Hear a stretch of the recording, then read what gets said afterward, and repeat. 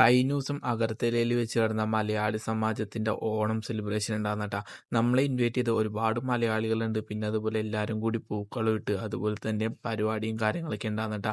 ഒരുപാട് ആൾക്കാർ വന്നിട്ടുണ്ട്. കൂടുതലും ഇവിടെ ഒരുപാട് വർഷങ്ങളായിട്ടുള്ള ആൾക്കാരുണ്ട്. ഇവിടെ ബിസിനസ്സും കാര്യങ്ങളൊക്കെ ആയിട്ടുള്ള ആൾക്കാരുണ്ട്. വലിയ ആൾക്കാരുടെ പാട്ടും പിന്നെ അതുപോലെ തന്നെ പിള്ളേരുടെ ഡാൻസും എല്ലാം ഉണ്ടായിരുന്നട്ടാ. നമ്മുടെ ഇതെല്ലാം ആസ്വദിച്ചിരിക്കുന്നത് നമ്മുടെ യാത്രയിൽ ആദ്യമായിട്ടാണ് ഇങ്ങനെ ഒരാൾ ഇൻവൈറ്റ് ചെയ്തത്. അടുത്ത സെക്ഷൻ എന്ന് പറഞ്ഞാൽ ഓണസദ്യ ഉണ്ടാ. ഓണസദ്യയുടെ കാര്യങ്ങളെല്ലാം സെറ്റ് ആയിട്ടുണ്ട് കേട്ടോ. ഇവിടെ ഒരുപാട് കൂട്ടം കറികളും ചോറും പായസവും പപ്പടവും പഴവും എല്ലാം ഉണ്ട് കേട്ടോ. ഈ ഒരു സൈഡിൽ പപ്പടം വറുത്തോണ്ടിരിക്കുന്നുണ്ട്. പപ്പടം ഇപ്പോഴാണ് വറുക്കണത്. നേരത്തെ വറുത്ത് കഴിഞ്ഞാൽ പപ്പടം പെട്ടെന്ന് തണുത്തു പോട്ടാ. അങ്ങനെ നമ്മൾ അത് കണ്ടിരിക്കുന്നുണ്ട്. പിന്നെ അത് കഴിഞ്ഞ ആൾക്കാരൊക്കെ പയ്യെ ഇരുന്ന് തുടങ്ങി. ആദ്യത്തെ പന്തിയായിട്ട് കാണുന്നത്. ഒരുപാട് ആൾക്കാർ ആദ്യത്തെ പന്തിയിൽ ഇരുന്നിട്ടാ. നമ്മൾ ഏകദേശം ഇരുന്നത് 4ാമത്തെ പന്തിയിലാണ്. അങ്ങനെ കറികൾ ഓരോന്നായിട്ട് വന്ന് കറികൾ ഒരുപാടുണ്ട് കേട്ടോ. നമുക്കിങ്ങനെ ഓരോന്ന് വരുന്നതനുസരിച്ച് നമ്മളിങ്ങനെ കഴിച്ചോണ്ടിരിക്കുന്നതാണ്.